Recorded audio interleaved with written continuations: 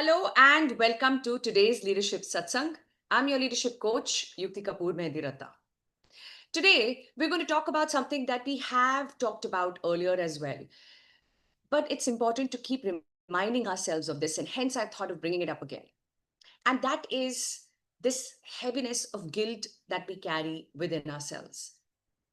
When we are born, we start, growing up, realizing what's going on around, become more conscious, more aware.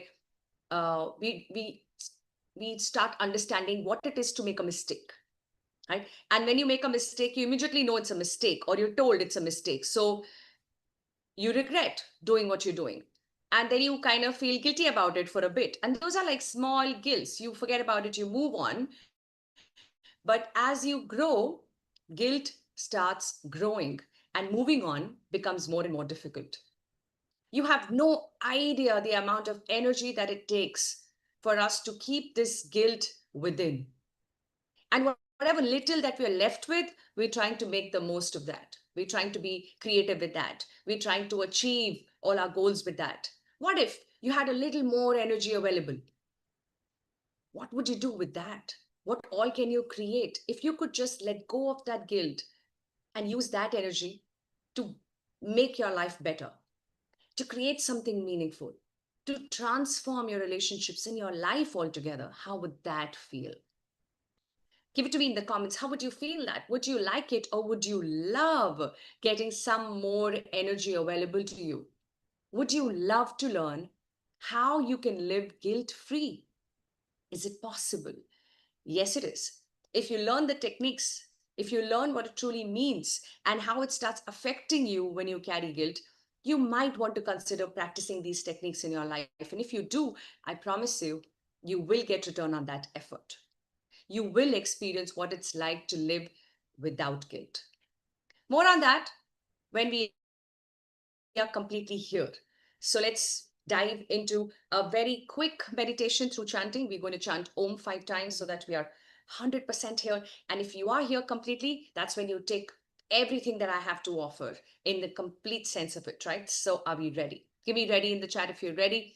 Are you ready to bring yourself into this moment completely? Are you ready? Let's have ready in the comments, guys. And with that, I invite you to close your eyes, sit straight, and quickly scan your body to see if there is any stiffness anywhere. Let it go.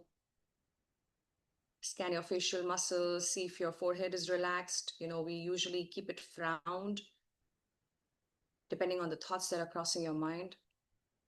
Just see if you can relax your forehead completely. Relax your facial muscles completely. Relax your neck, the shoulders. Relax your back while keeping it straight. Just let the stiffness go. Relax your stomach. Don't hold it in. Don't push it out. Just let it be. Just let it be. If there is any stiffness around your stomach, any tightness around it, see if you can let loose. Allow yourself to breathe in and out as comfortably as possible. See if you can place your feet on the ground firmly if possible. And keep your attention on your breathing, please, as you breathe in and out.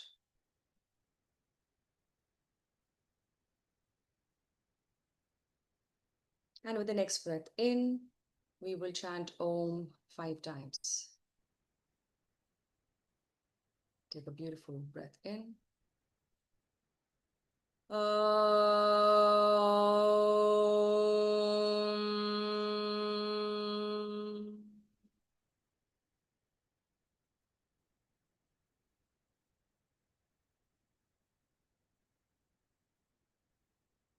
Om.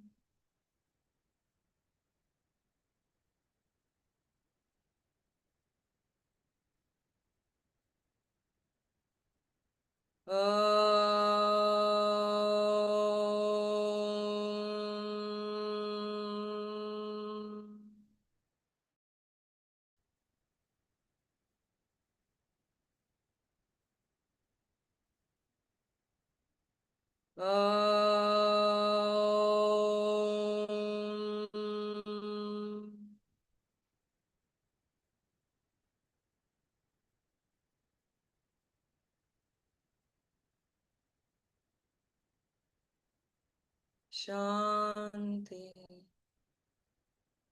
Shanti, Shanti.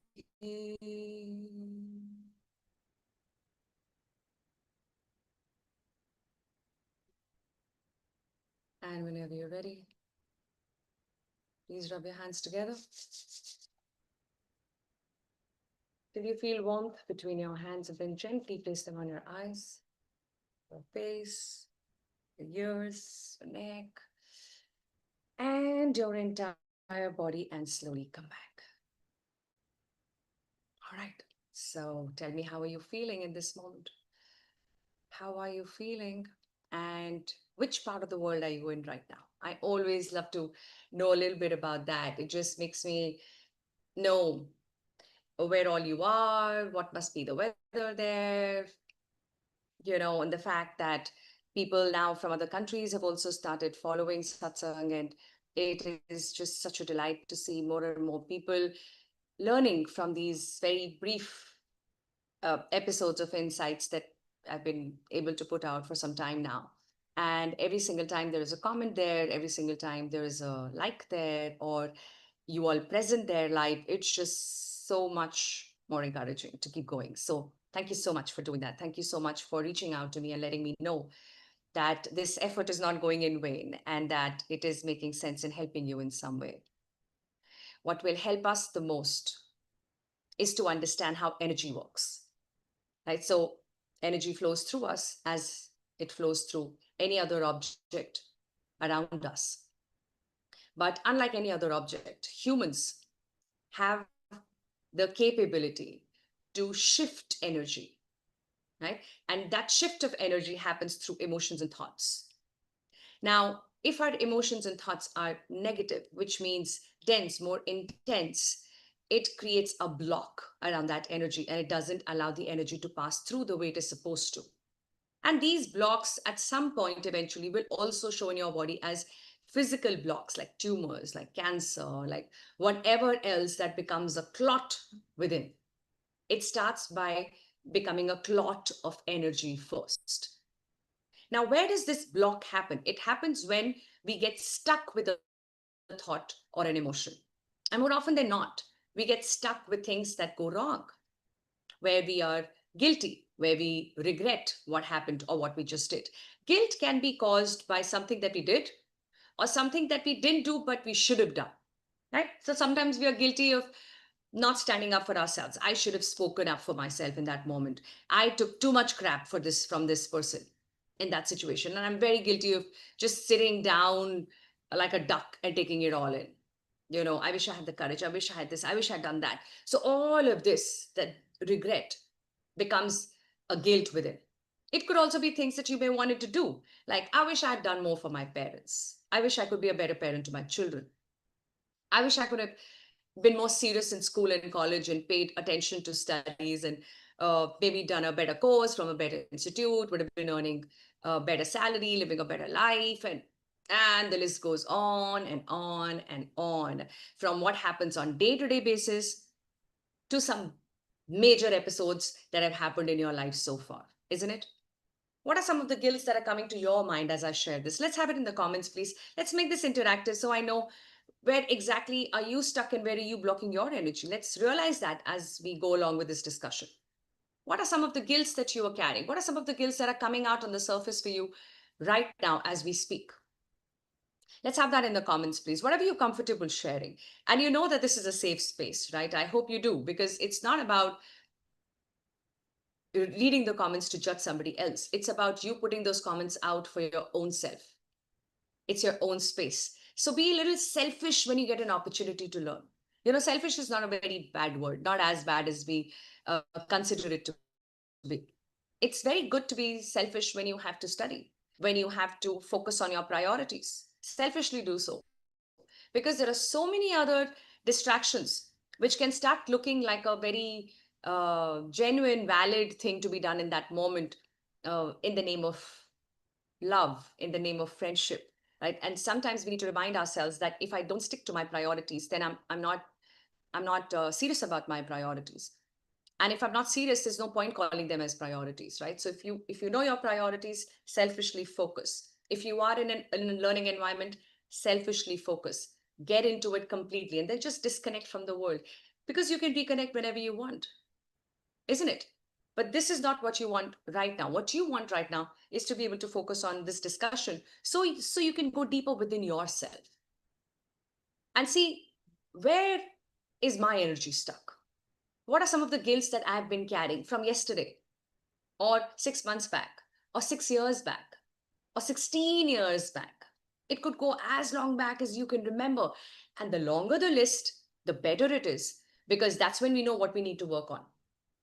If we have that list in front of us, then we stop adding more to the list from here on, isn't it?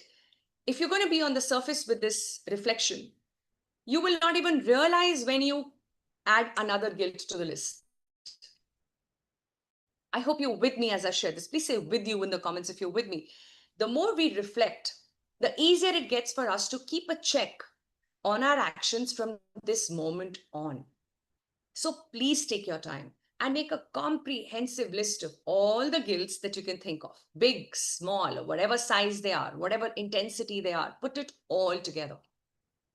The deeper you go, the easier it is for us to stop doing this, stop adding more.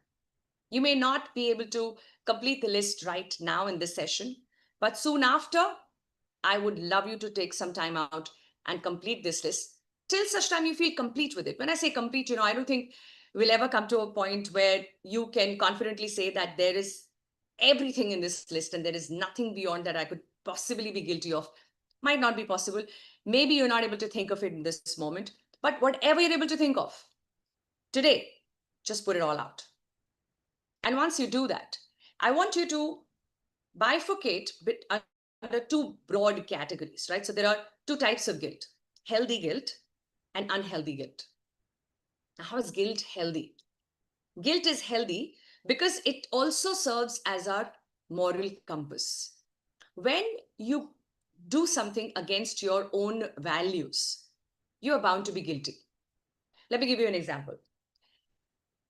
Under the influence of your friend, you ignored your brother or sister. You wanted to fit in and you wanted to be liked by that friend in that moment. So you ignored your own sibling and you went ahead and you played with your friend and you left your sibling behind. And later, when you thought about it, when you saw your sibling crying, sitting alone, you felt terrible about what you just did. Right? Not everyone would feel as terrible as you did, because somewhere it went against your own values. Somewhere family is one of your value. And you give that importance to family within you, within your core, within your own thoughts. Like you believe, it's your belief system that family comes first. But sometimes actions don't support those beliefs. And that's when there is a contradiction. And when there is a contradiction, there is a scope for guilt. You following this? Are you getting some more guilts now? Are they coming out of the closet? Yeah, are they coming out? Just say coming out in the comments, please. And I would know that they're coming out for you when you're adding more and more to this list. So now what has happened is you did some action and that action did not agree with you. A part of that made you believe that, you know what, this is not me. I didn't do the right thing. When you don't feel right, and you consider something to be wrong, it is because it is not aligned to your values, to your morals. And so it's a reminder of what's really important for you. And when you experience that guilt, a part of you makes a promise within, saying that, you know what, I'm not going to do this again. This was not good. And that's why it's a healthy guilt. It's a guilt that's reminding you of your morals, of your values. I did this, I hit my child, I should not do that, I'm guilty of it. Not everybody is. Some of us believe that hitting children is part of parenting, and they have some very good reasons to believe that. So without getting into parenting beyond this point, all I'm trying to tell you is what you start feeling bad about, wrong about, could be a moral check, a value check. And that's how guilt serves us in a way. It tells us that these are my morals, and when I go against them, I don't feel good. And hence it's healthy. Unhealthy guilt. Now, what is that? Unhealthy guilt is guilt where you get suppressed, crushed under that mistake you made. Either you do it to yourself, or maybe sometimes other people do it to you. They will not let you forget it. They will not give you that forgiveness you're so desperate for, without which you're not able to let go. You're not able to move on. They'll constantly keep reminding you of that thing you did, and you are forever guilty about it. The problem with that is you start overcompensating at some point. And that completely takes away your freedom to do or not do whatever you want. For example, you hit your child with the intention to help them understand what they were doing was wrong. Let's say, for instance, right? And you didn't realize you did that in front of their friends. Now, for you, it was you correcting your child. For your child, it was humiliation. And that becomes a scar somewhere. Right? We're good so far? Something that we often see people indulging in. There's no grip over our own emotions, and we don't realize what we do. And this action could be a very regrettable action, right? A part of you says that this was terrible and I should, in fact, go and apologize for it. So you do that. You go to your child and you say, you know what, this was terrible. I was terrible. I'm so sorry. I will not do this again. Please forgive me. And the child says, well, I don't think it is easy for me to forgive. What you've done to me is deeply hurtful. And every single time you tell them to correct themselves, they are suddenly more disobedient. They give it back to you with a lot of disrespect and bring you to a verge of you losing your cool. I'm saying all of this from very direct experiences of people I've seen around, right? They are basically holding you responsible for that one guilt, not letting you set yourself free from it. So you will keep doing extra, more than what you need to compensate for what you did yesterday. And that yesterday soon becomes years and months, and yet you seem to be overcompensating. A single parent is usually overcompensating, as if not having the other parent was a choice. Maybe we could have lost the other parent to death. We could have lost the other parent because of conflicts in relationship, and we were not able to make peace together. And we chose peace over picture perfect family. And so we decided that we are better off without each other than with each other, right? So you're not together for whatever reason. And then you feel doesn't have the other parent all the time, like how other children have. So what do? You overcompensate. You will buy things you would not have bought otherwise. You would give more than you need to, than the child requires, because you're overcompensating. And that is what makes guilt unhealthy. I hope you're getting this. This is very, very important. So there is a 1 year spiritual leadership program that I take people through, in which one entire module is on guilt, because that's how important this topic is. This is where we completely drain ourselves. So I could go on and on, but given that we have these like just 30 minutes together, I want to quickly come to the how, because that's what we all seek, right? How do I deal with guilt? I hope you've understood, got the gist of what healthy and unhealthy guilt is. And as you understand this and you look at your own list, tell me how many of things in your list are healthy and how many are unhealthy? Give me like 5 healthy, 7 unhealthy, whatever that number is. Give me what's healthy guilt and what's unhealthy guilt. Healthy guilt, you realized, right? And you moved on. You realized, you learned, you moved on. Unhealthy guilt, you're stuck. You're still stuck. You're still overcompensating. That's unhealthy. So how do you deal with healthy guilt? You deal with it in a way you have dealt with it, right? So yes, firstly, you apologize because you've learned something from your behavior, what you should do or should not do. You take that learning, you go to that person, and sometimes you don't even need to go to that person. but you do apologize for the mistake that you have made. The second important step is to make amends. You see, the only antidote to guilt is action. If you are guilty of not exercising, then the only way to overcome that guilt is to start exercising. If you're guilty that you overeat, the only way to overcome that guilt is to stop overeating.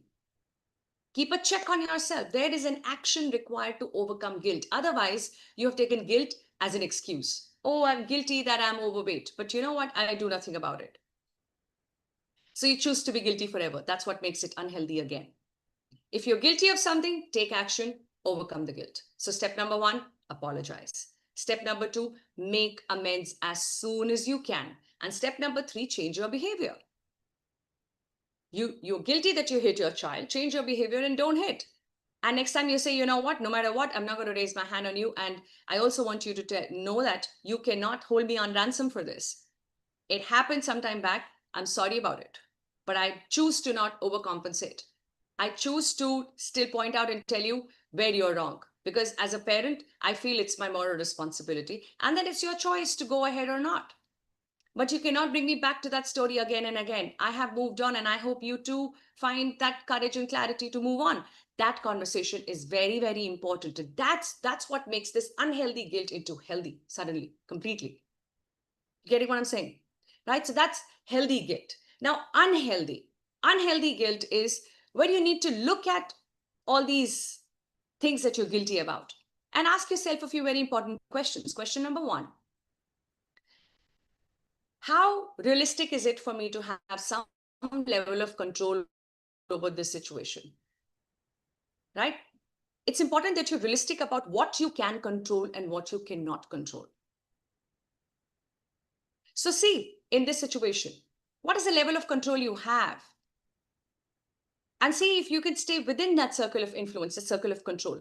Because going beyond it is futile. It's in vain. It's a waste of time. It's a waste of energy, isn't it? So bring your focus back to what you have control over. The second thing is to know that no matter what you did in the past, you did as well as you could. You did as much as you knew back then, right? With that level of wisdom you had at that point. Are you wiser today? I'm sure you are. Will you be wiser tomorrow than you are today? Absolutely. There's a very high probability that it's true for most of us. We usually, with age and experience, would go wiser and wiser. But at any given time, we try to do the best we can, the best we know, the best we understand. And as we go along, we get better, we understand better. So we look back and we say, that was not the best way of doing things, because now I know better. What I need to remind myself of is the fact that at that point, that's the best idea. And so you need to bring in some level of self-forgiveness as you understand this. And the third is to remember that no matter how much we work on ourselves, how consciously you want to evolve to be a better person, you will always have some imperfections, and that's all right. That adds to your beauty. That adds to who you are. That's what makes you human, right? So there is no merit in putting a gun on our head to say, God, I've got to be perfect. I've got to live up to everything I understand at all times. I don't think there's any single person living or was ever alive who could claim that every single lesson I have understood with my intellect, I have practiced with my deeds and actions. We want to do that. We are headed in that direction. And that itself should let you pat your back. You should do that. In this moment, you should pat your back and say, yeah, at least I'm trying.